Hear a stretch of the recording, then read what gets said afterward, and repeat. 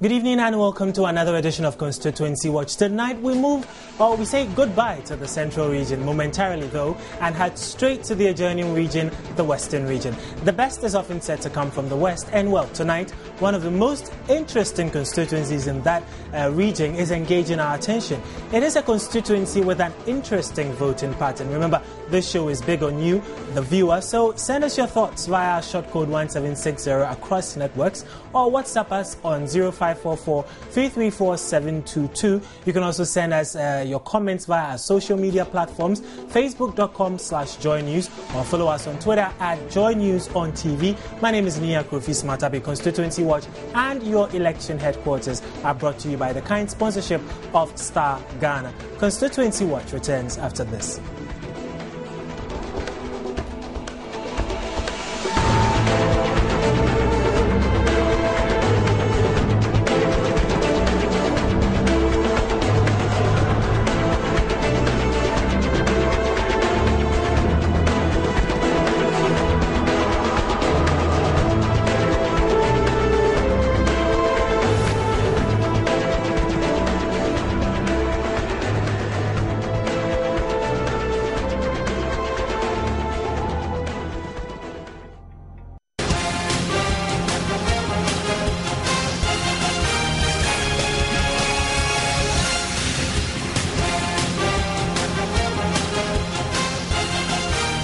Your election headquarters on TV, radio, and online.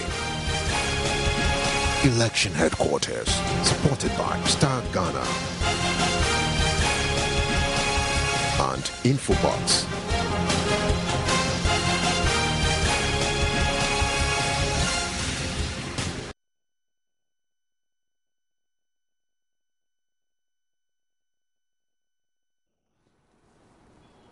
Now you're welcome back to Constituency Watch here on Joy News Channel on Multi TV, brought to you through the support of Star Ghana. Now, an electoral battle is waging in the Western region, specifically in the Prestia-Huni Valley.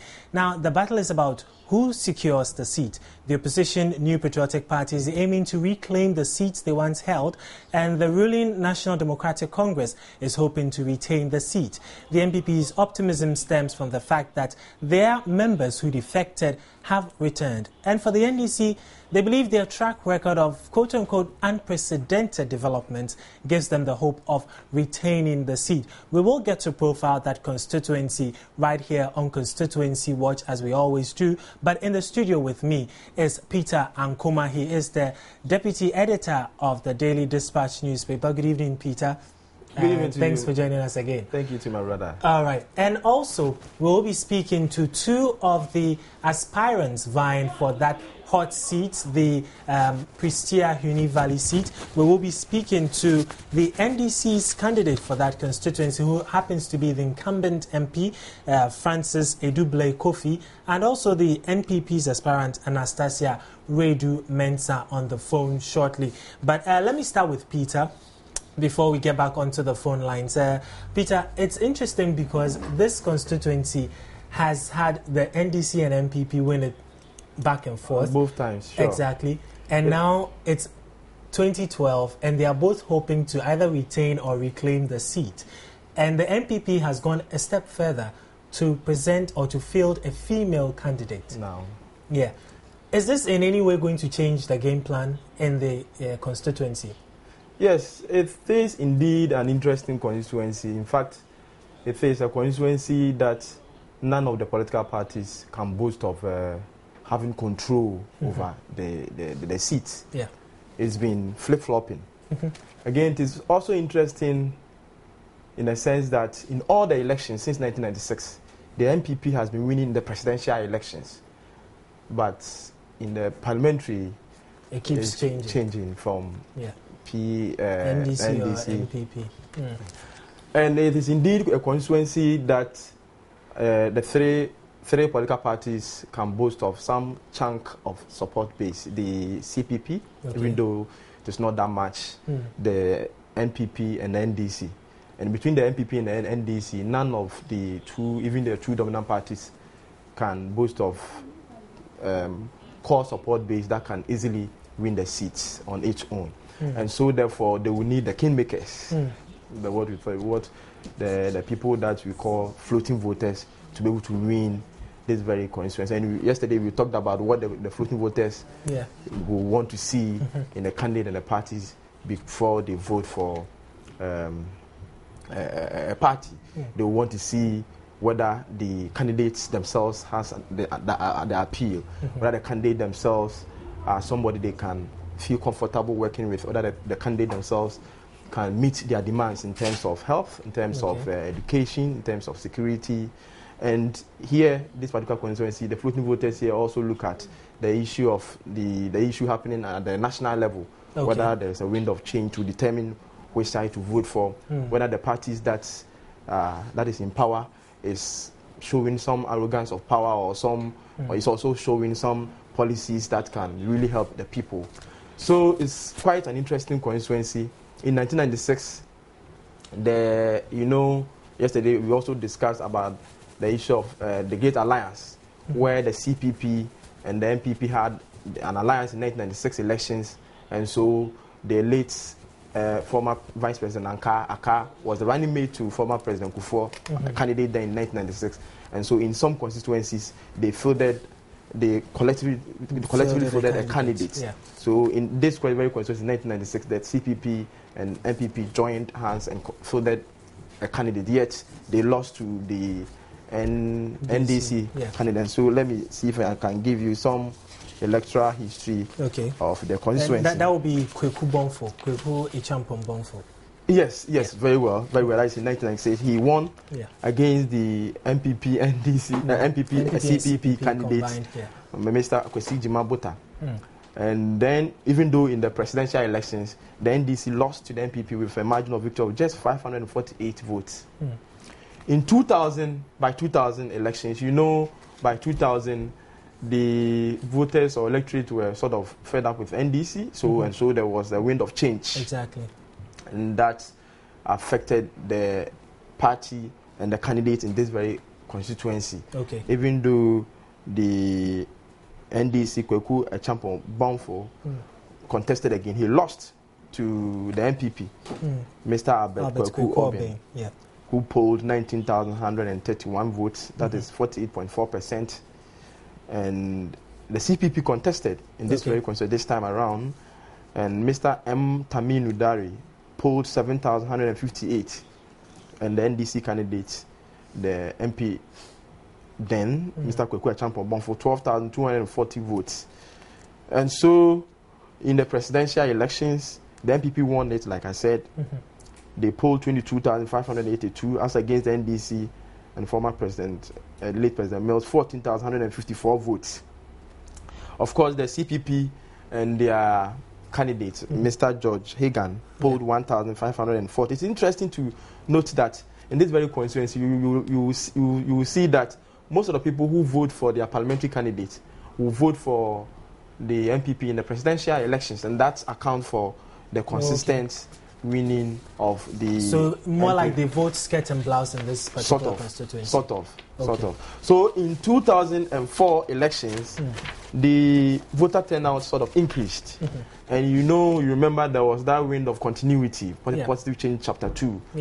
So there was that general feeling that NPP should be allowed to continue. And finish up. And so that sort of also worked for Mr. Kweku Obeng to be able to retain his seat in 2004. And this time, he even increased the margin of victory between himself and the NDC candidate, John Kweku Akapo. They changed their candidate in 2004. And so the NPP and Mr. Kweku Obeng polled 23,852, representing 42.7%, as against the NDC John Kweku Akapo, 13,283. The margin of victory was 10,569. This time, the CPP candidate who contested wasn't that popular, and of course there was an independent candidate that pulled a lot of votes from the CPP and NPP, Mr. Samuel Plan. He polled 16,441. He even did better than the NDC candidate there. But in the presidential elections, again, the NPP won it. So you will find out much more people who voted for the independent candidate than the CPP and NPP voted for President Kufuor then. candidate Kufuor in 2004. But it's interesting that CPP isn't performing so well in the Western region, considering the fact that that's supposed to be the home region of Kwame Nkrumah. Yes, who started the CPP? Sure, they can boast of some chunk of support base that is not enough to tilt a seat to their favor. I'm sure we'll handle Jomo sometime to come, and so we'll look at the dynamics there. But quite clearly, like I said, they can boast of some small support base, but that is not enough to pull a whole constituency to its side. They will need some people or some other voters to be able to win the seat. And in 2008, again, the NDC changed their candidates, and this time, Mr. Francis Edouble Kofi got it for the NDC. He polled 21,887 votes, representing 41.4%, as against the NPP and their consistent candidate, Mr. Albert Kweku-Oben, 18,077. He lost, you see. And the CPP contested. Mr. M. Taminu Dari this time contested again. He came back and he polled 11,552. That was 21.9%. But strangely, in the presidential elections, you realize that much more people who voted for the CPP candidates and the MPP voted for the Nanado and MPP in the presidential elections, because you see that Nanado and MPP polled 24,021 votes in the presidential, whereas their candidate, Mr. Albert Oben, polled just 18,077 votes. You see, the NPP lost the parliamentary election here to the NDC, yet they won in the presidential with a margin of victory of just 84 votes. It's interesting because they won the first round, but then the second round, it went during the runoff, it changed again. Yes, so that's what I'm saying. That it's an interesting constituency that they do not necessarily vote on party lines. They look at all manner of issues. They look at national levels, what is happening. You know, in 2008, at a point, there was that wind of change. Exactly. You see, and that quite clearly worked against the NPP, especially in the second round. And again, the issue of government becoming unpopular with time also sort of affected the NDC in 2000, and it also affected NPP in 2008.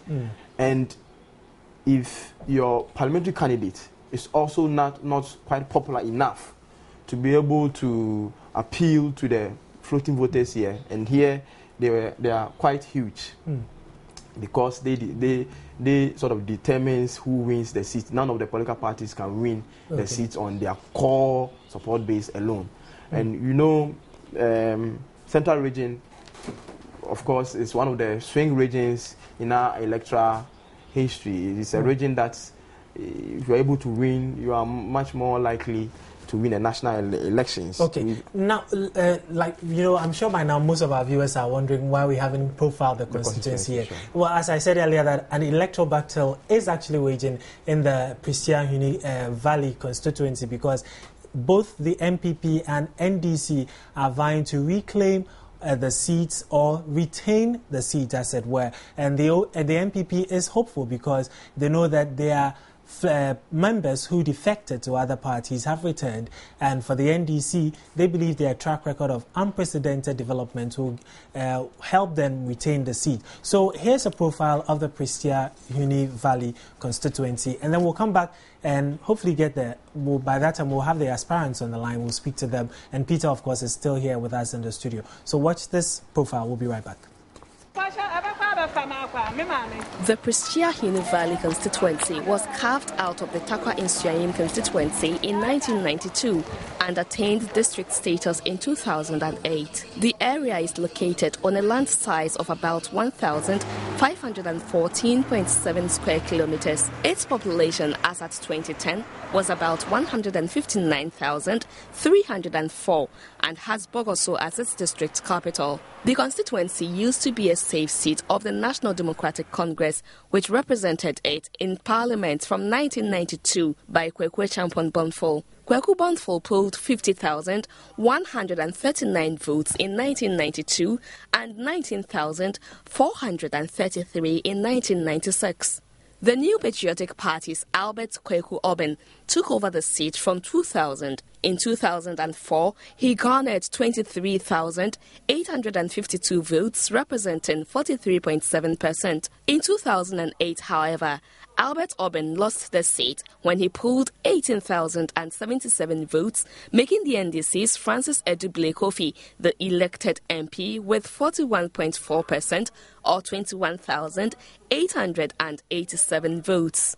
The 2008 general elections churned out interesting results in the Prestia Huni Valley constituency. In the presidential race, for instance, the NPP's presidential candidate Nana Akufo-Addo secured 24,021 votes, representing 45.99% during the first round of voting, whilst former President Mills attained 23,937 votes, representing 45.83%. Invariably, the NPP won the first round presidential election, but lost the parliamentary seat to the NDC.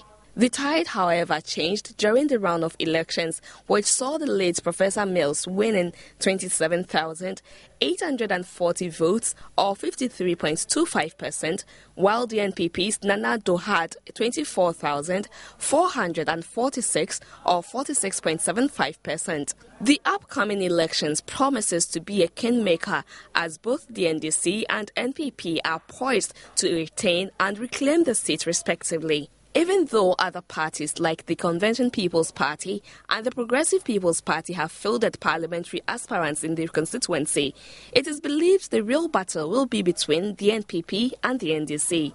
The NPP is hoping to set a record in the constituency as they have put up their first ever female parliamentary candidate from the area, Anastasia Redu Mensah, popularly known as Obatanpa. She comes up against the incumbent NDC MP, Francis Edubile Kofi.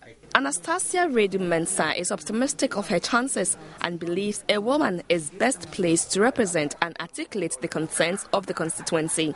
She says the incumbent MP's non-performance has led to the constituency still battling with some developmental challenges, such as poor road networks and unemployment. The NPP's constituency secretary, Amos Amu, explained that disunity among party executives led to their defeat in 2008, but claims the party is more united than before, as some members who defected to other parties have returned to their fold. Meanwhile, the NDC's constituency chairman, Michael Gbedema, believes the constituency has witnessed a lot of development under the NDC leadership. He listed the construction of roads and about 35 schools as some projects executed by the NDC. This, he says, is enough evidence that the electorates will renew their mandate. Without a doubt, the Prestia Huni Valley constituency is a seat to look out for in the December polls.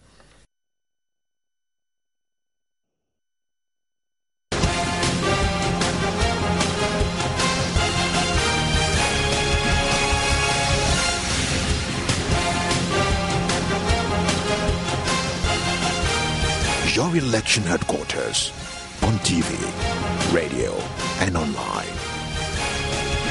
Election headquarters supported by Star Ghana and Infobox.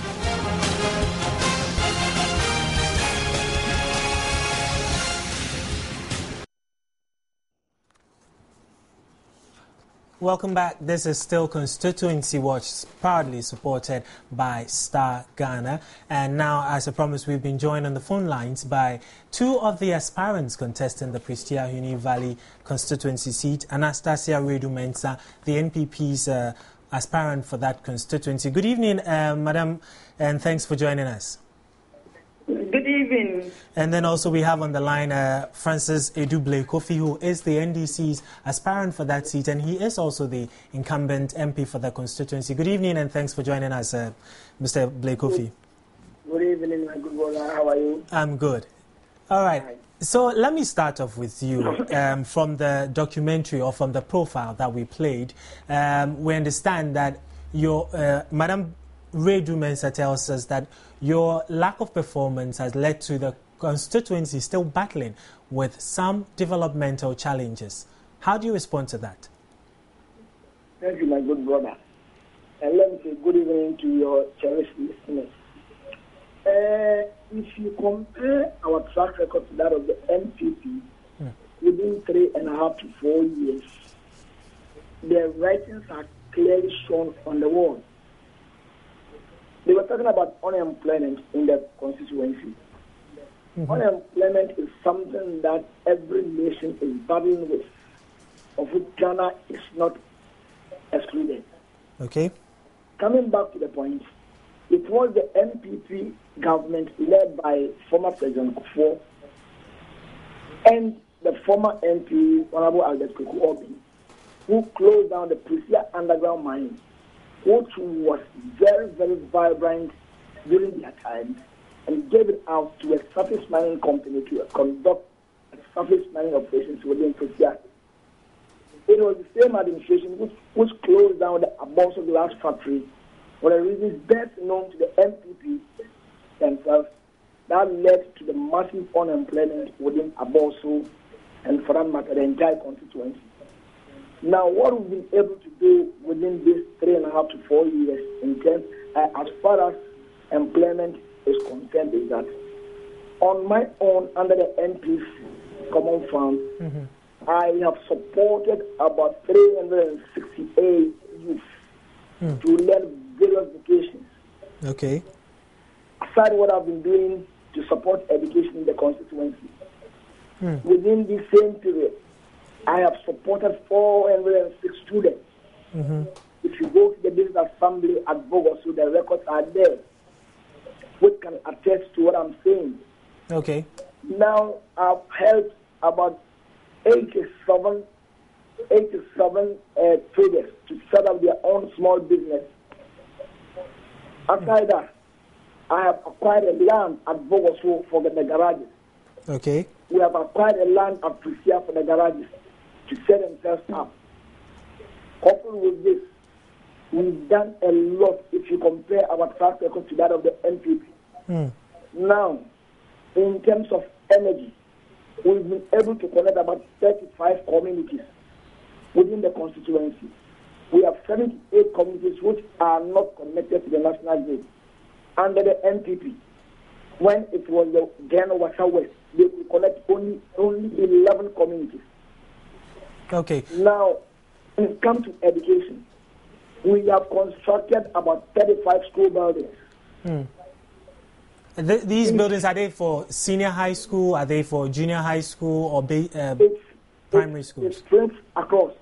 Okay. From the JHS level to senior high school. Okay. If you come to Prisia Senior Secondary School, we've built 6-unit emergency blocks. As I'm speaking with you, we are constructing a girls' dormitory which have gotten to the roofing stage. Okay. Later next month, a story is going to come for the construction of a 2-story boys' dormitory. If you go to Unival Senior High School, under MPP, they couldn't even add one block to the infrastructure development of the school. Okay. As I'm speaking with you, we've completed with a 6-unit classroom. We've done the basement. I'm sure we can go on and on listing the number of developmental projects that you've brought, but let me bring in Madame Redu Mensah here. These are some of the things that Honorable Blake Kofi says he's been able to do for the constituency.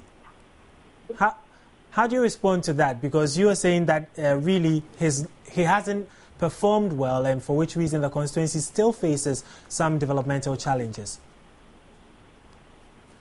Thank you very much for this issue. Really, it's very painful that where Kofi Blake is saying that he has done a lot of things to improve here Huni Valley community. All that he's saying is actually he has done something, but the numbers that he is mentioning, I think it's not like that. Like example, like 87 communities that he says he has extended electricity to. It's not up to that. And schools that 35. About 35. He says about 35 schools, primary JHS that he says he has also built in the constituency. I don't think it is true. So how many are, do you have the figures? To mention some of the towns or wherever that these buildings have been put on, because I haven't seen any 35 schools in this area. Just about 3 schools that I have seen it, that is building. And in which parts of the constituency, in which parts of the constituency have you seen these 3 schools? Yeah, constituency, and we have in Prestia Valley, we have about 12 zones. Yeah, in the Prestia Valley. Okay. And what is Prestia area where he comes from? That is there is a town there that I've seen that he has built one school there. Okay. And when you come to Bogoso too, I've seen also one. Yeah. Okay. Around Bogoso, and the other one too is the same Prestia. Okay. So the rest that he's saying that he has built about 35 schools, I haven't seen it. Okay, let me jump quickly. Sorry to cut in again. Let me jump quickly to Honorable Blake Kofi. Can you mention for us the communities where these 35 schools are? Because she says she's seen only about 3 in 2 communities, essentially, Bogoso and Prestia. Thank you, my good brother. Let me address my sister first. She said we've been able to put up school structures in only 3 areas. Where she comes from, if you go to University Senior High School, I think the signs are there. There's a community called Tintinum within the Aboso area. Okay. We've constructed 6-unit classrooms. If you go to Wasankran, there's a 6-unit classroom. If you go to Esikuma, 3-unit classroom. If you go to Prestet, 6-unit classroom plus boys dormitory. If you go to Efuke, we've constructed 6-unit classroom. Come to Depoase, there's another 6-unit classroom. Okay. Go to Angolan Kwanta, 6-unit classroom. Go to Antowada, it is there, 3 units. Okay, so sorry to cut in again. It's many. Okay. It's many. So, and as a result of this massive developmental project within the constituency, a lot of her own party people have crossed the carpet to come and join the NDC. My good brother, do you know something? No. We've started visiting the communities, and I have a picture on my cell phone, an MPP police station chairman and his supporters, numbering about 38. They've all defected to come and join the NDC. And you know what they told us? No. In account, they said, possibly. Now, and some papa and the mama yanom and Sabi Abu and Sana. I asked the guy to explain further. And he said he never knew that there's a political party who can do massive infrastructure development. Okay. And he brought them the MPP to come and receive them. All right, Honorable, I have to move to Anastasia here. And he's mentioned for us Agona Nkwanta, Esikuma, Wasa Nkran, Efutu, at least Efuke, sorry. All those schools that he's been mentioning, a lot of them have not been completed. Can you please turn down the volume on your TV set for us? We're having some feedback. Oh, okay. Yeah. Those schools that he is mentioning, MPP started some of them, and he came to complete it. Okay. And some of them too has not even completed. They've just started the foundation. So if you have started this foundation and you are telling people that you build schools, I think if you say that you are building school, it should be complete and make sure that everything is in order before you come out and say that you finished with this and that. So if he is also saying that with all these things that he has done, that will, let Christian whenever people vote for him. Let's wait and see December 7th. If really he has done a massive job and people want him, they will vote for him. It's all lies and propaganda. And I know NDC people are fond of doing all these things. Let me come back to... All that I'm saying is that we should wait for the people who decide Exactly. Whoever or who is going to win the seat. Because if you have done a massive job, then there is no need for you to do any campaigning. There is no need for you to go around to collect from people's ID cards. The point I'm coming to now is, as you rightly said, December 7 will determine. And Peter Ankuma here with me in the studio. He's been working. He's with the Daily Dispatch. They've been doing polls around the country, and he tells us for a constituency like yours, the voters are more interested in issues than personality, if I'm right. Yes. So definitely the issues will be speaking for themselves. But let me ask you this. You are the first ever female candidate that the NPP is putting up in the constituency. Does that put pressure on you to retain or reclaim the seat for the NPP? And do you think the fact that you're a woman will make it any easier for you to do that job or to get the seat for the NPP? Thank you very much. That is not the fact. If, let's say, you are a first woman, that doesn't make you a winnable candidate. Okay. But the way you do your things and how the policies that you bring it out, that will favor the people over there and making sure that they vote for you. So being just a female candidate for the first time is not the only fact. Okay. But what people are watching you, whatever you have done, I think people have seen it. A lot of things that I've also done that people have seen. And there's a lot of policies. You know that MPP, for MPP, we are good in bringing out policies. There are a lot of good policies that I'm bringing it out. That is making a lot of the movement and those people around seeing me as winning a candidate for me to come. So it's not only it's the ideas, the policies and the policies that I'm bringing it out, making people believing that yes, this woman is going to make it.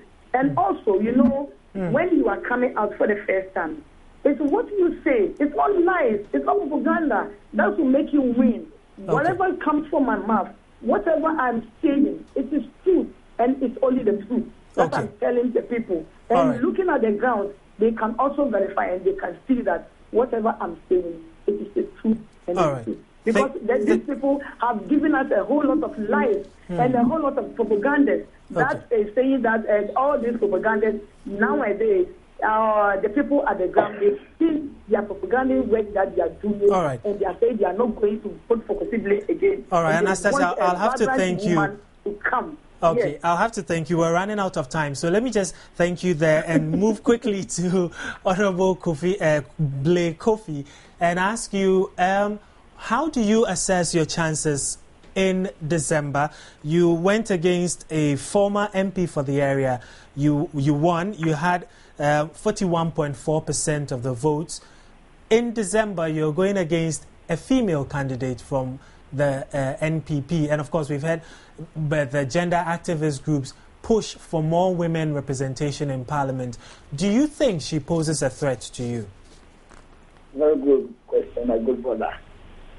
My sister Anastasia really means that doesn't pose a threat to the NDC in the Valley constituency. Okay. To be honest and sincere, with her as the candidate for the MPP has made the work very, very easy and soft. How so? When your newsmen went round, they saw everything with their physical eyes. Okay? She was talking about going around collecting people's ID cards. It is something that the NDC and Kosible will never do. Okay. We will never do that.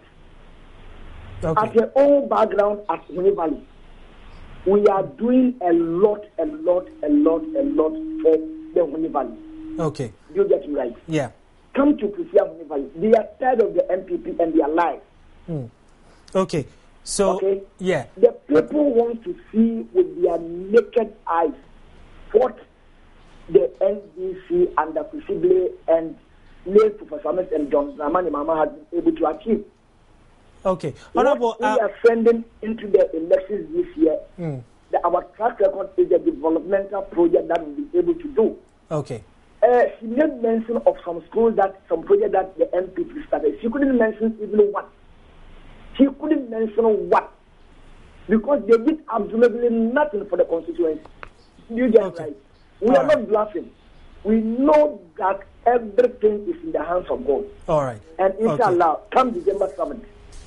Look, during the last elections, Honorable, I'm afraid we are running out of time, so we'll have to leave it here. Hopefully, we'll come back to that same constituency again, and then hopefully by then you would be in Accra when your campaigns are ended, and then we'll have you both in the studio, and then we can have an extended conversation. But I have to say a big thank you to you, Francis Edoubley Kofi, who is the NDC's aspirant for the Prestia Uni Valley constituency. And earlier you had us speaking also to Anastasia Redu-Mensah. She is the NPP's aspirant for that constituency as well. Peter, we have barely about 7 minutes to wrap up the show. It's interesting because now the NPP is telling us their defected members have come back. Yeah. And Honorable Blade just told us that about 38 NPP people have also defected to the NDC. Sure.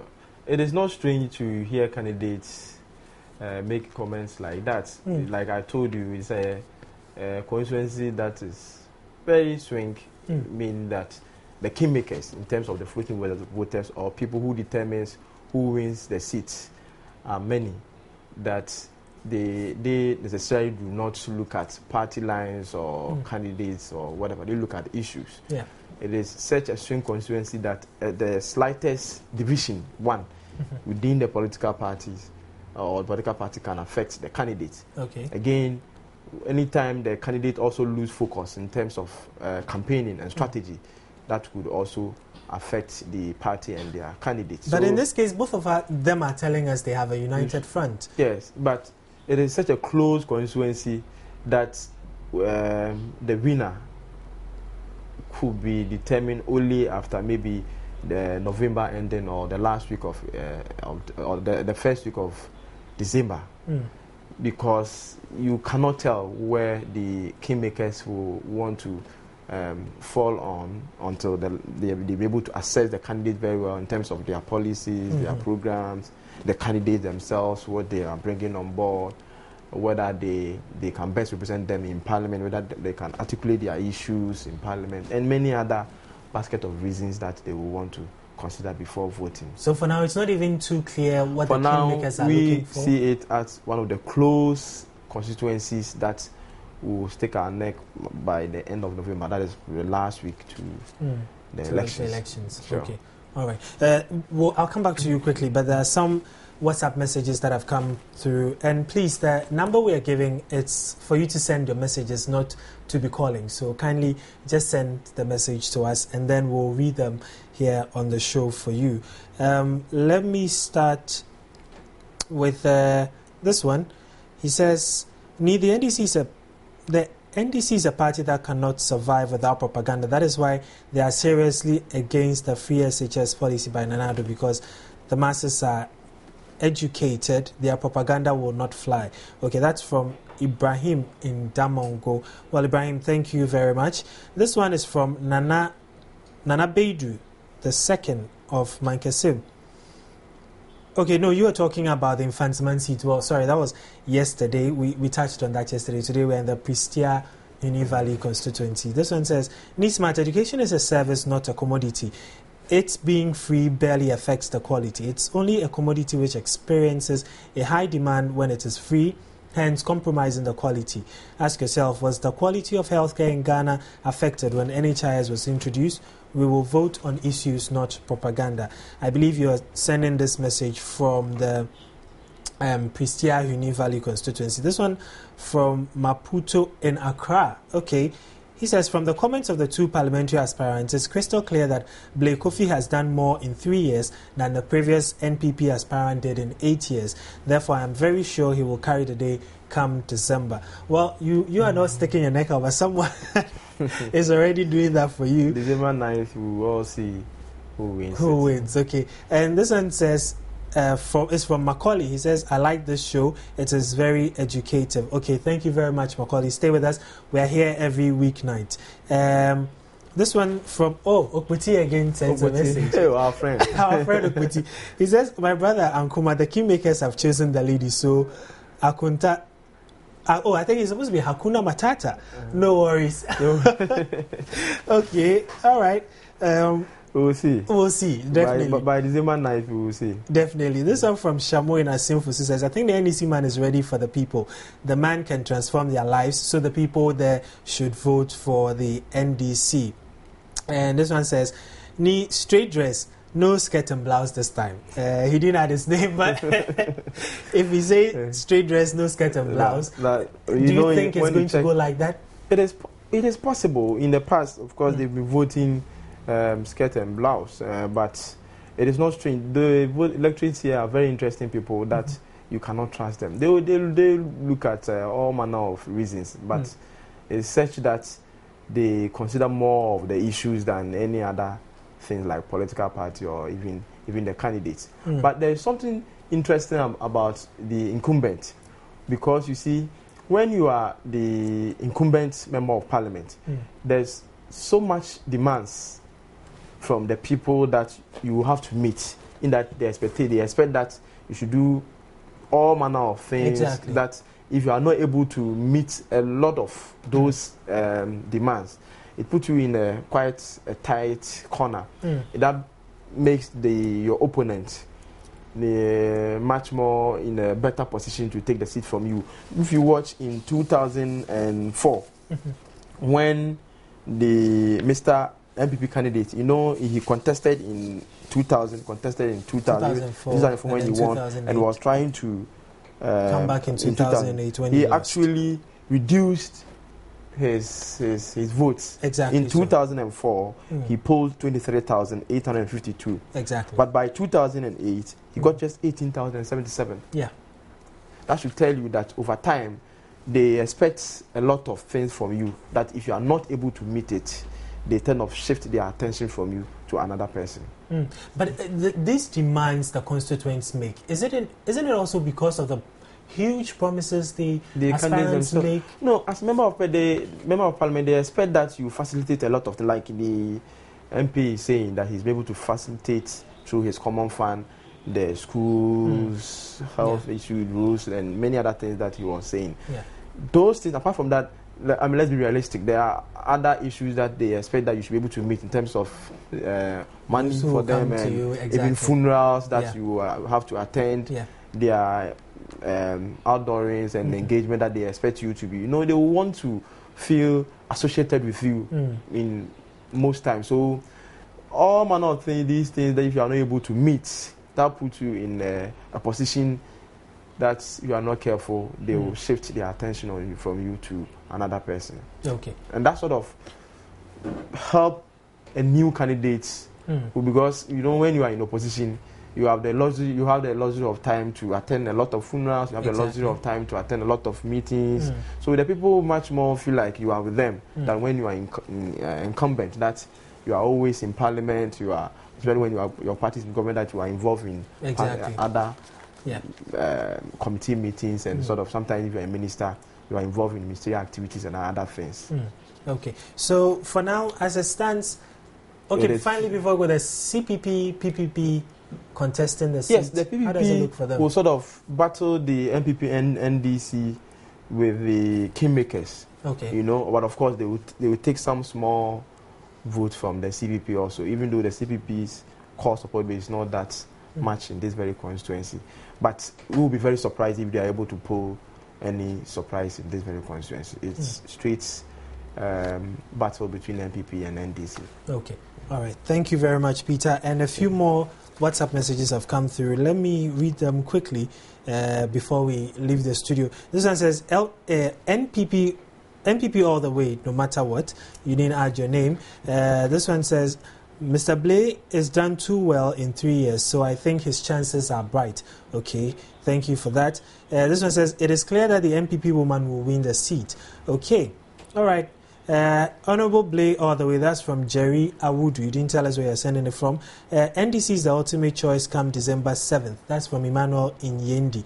Looks like those of you up north have much interesting. These central and western regions. Maybe one of these days we might shift our attention to the north. We definitely will do that. We'll do that before this show wraps up, before the December polls. NDP has an aspirant, so why only NPP and NDC candidates? Okay, I didn't know the NDP had a candidate in that constituency. I know of NPP, NDC, CPP, and PPP, but we'll check that out, and hopefully when we revisit this constituency, we'll get to speak to them as well. This one says, if you are giving me free SHS that I have no access to, you have given me nothing. The acceptability and quality is more important. Masad, you can... Okay, I don't get this message very clearly. This one from Macaulay says, your work will reward you. Okay, so thank you very much for your messages that you've sent us via WhatsApp. This is where we'll draw the curtain on tonight's edition of Constituency Watch. I'll have to say a big thank you to Peter Ankuma from the Daily Dispatch, a deputy editor, always with us here in the studio to do some analysis of the chances. And he brings you, of course, the history of those constituencies as well. Earlier on the phone lines, we were joined by two of the aspirants for the Prisia Uni Valley constituency, Anastasia Redu Mensah, who is the NPP's candidate, and Francis Eduble Kofi, who is the NDC's candidate, as well as the incumbent MP. My name is Nia Kofi Smatabe. We are back again tomorrow evening at 10. Good evening.